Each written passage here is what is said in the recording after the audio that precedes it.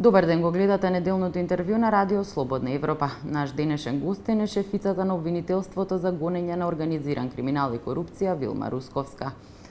Обвинителке Русковска во теке истрагата за пожарот во модуларната болница во Тетово. Дали на распит се веќе повикани сведоци? Ние не можеме да викнеме сведоци затоа што не ја водиме истрагата за пожарот. Наш дел е само во јавната набавка. Треба да се добие, да се разгледа документацијата, да се анализира, па потоа да се одлучи што понатаму.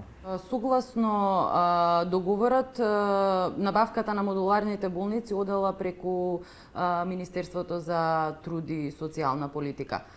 Дали тогаш министерката Јагода Шахпаска ќе биде повикана како еден од сведоците за случајот? Додека не направиме анализа на истата, не можам да кажам дали воопшто некој ќе се вика или кој ќе се вика.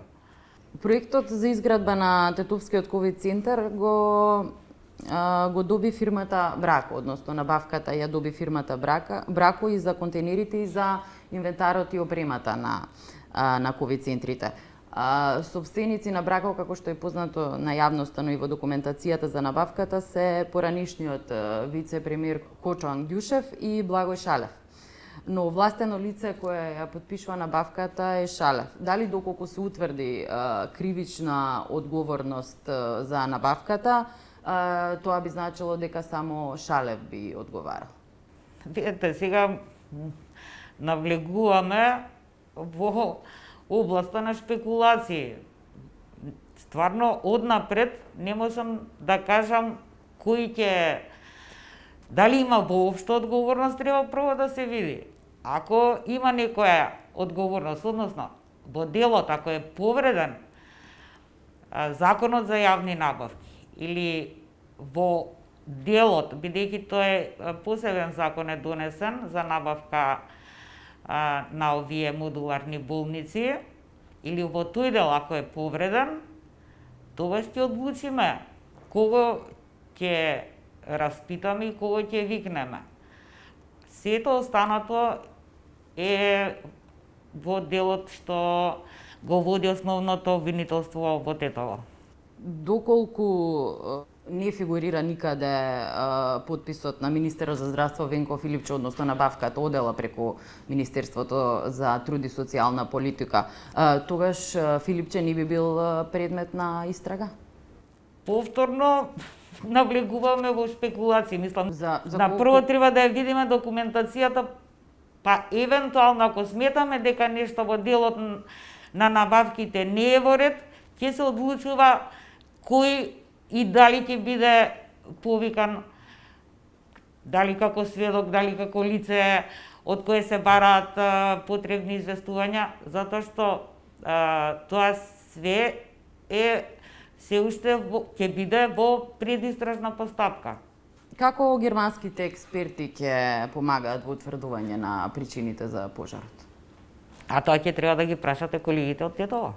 Обвинителке, како го доживувате фактот дека Зоран Милевски Кичец, кој беше осуден 3 години за случајот рекет кој го предводевте вие, имаше добиено прекин на издржување на казната поради тахикардија? Видете, прво, како човек, не само како обвинител, стварно многу ме погоди сообраќајната несреќа што се случи, каде погина човек.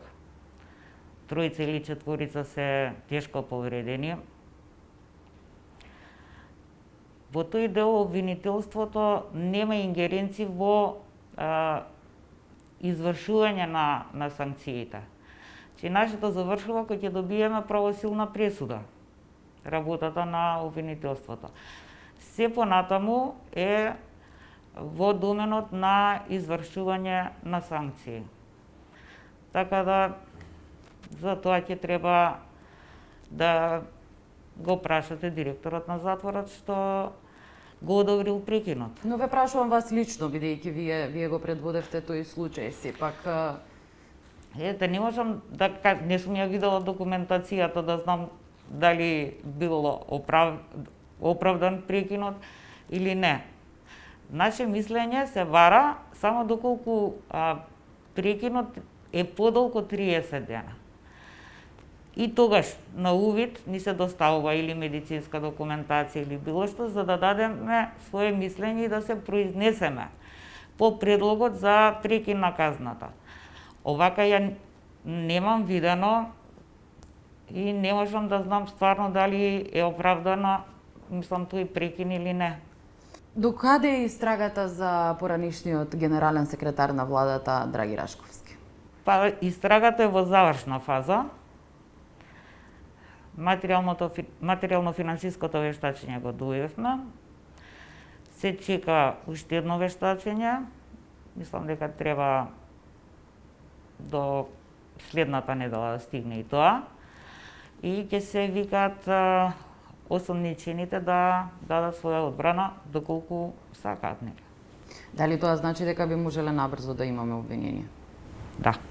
Истражувате ли како може Рашковски да си дозволи гаранција од околу 500.000 евра за замена на мерката притвор со домашен притвор? Да.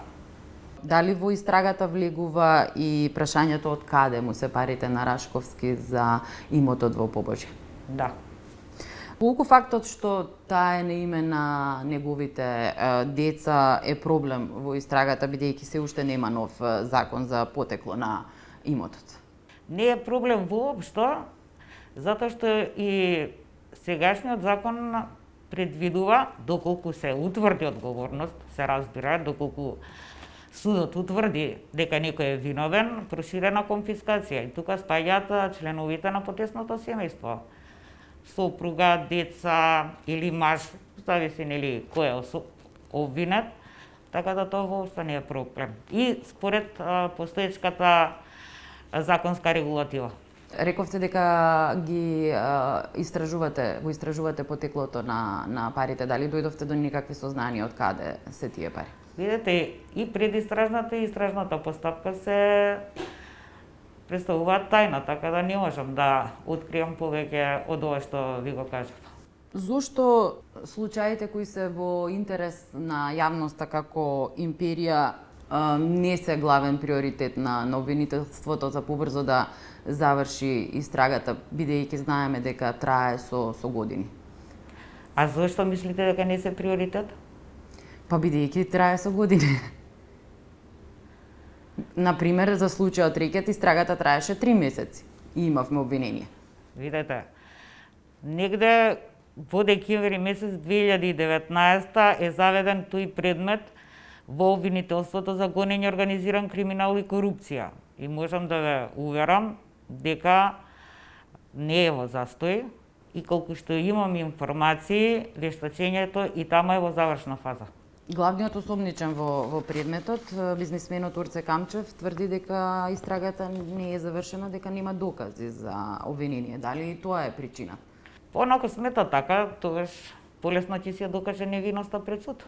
Како го коментирате тоа што премиерот Зоран Заев јавно изјави дека не ви верува на вас за случајот Рашковски и други предмети, а во исто време тврди дека политичарите мора да ги тргнат рацете од обвинителството и судството?